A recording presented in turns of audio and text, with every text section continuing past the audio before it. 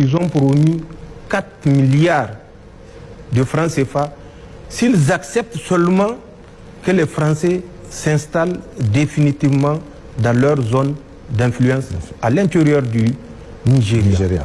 Puisque c'est une zone où j'ai servi et je connais particulièrement toutes les îles du bassin du lac Tchad, que ce soit du côté du Niger, que ce soit du côté du Nigeria, que ce soit du côté du Tchad. Nous avions manœuvré à pied pendant des mois en 1996 et en 1997.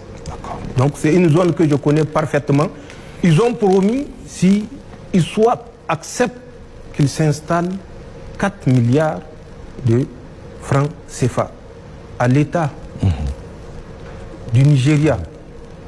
Ils ont promis une somme.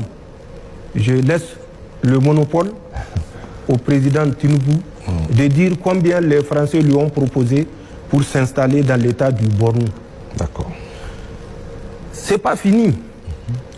Les Français ont mobilisé les terroristes et quand ils étaient arrivés en décembre, le 7 décembre, voilà ce qui s'est passé.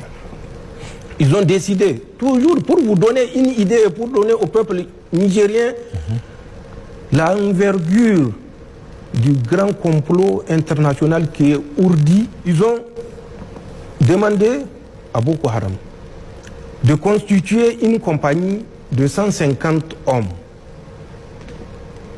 qu'ils vont positionner dans le nord du Niger.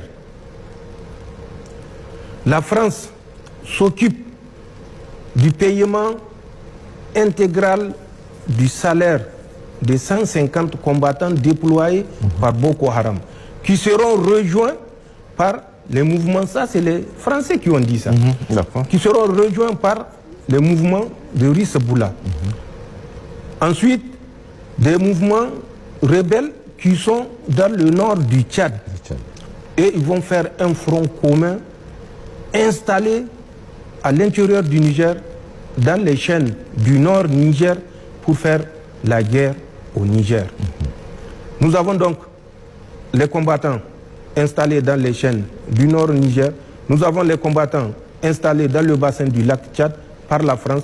Nous avons les combattants Lakurawa. Nous savons comment ils ont été mis en place, je vous l'ai dit, installés dans la zone. Vous prenez de Sokoto jusqu'au Kébi, Gaba, Koyambana, Paouni, Sarma,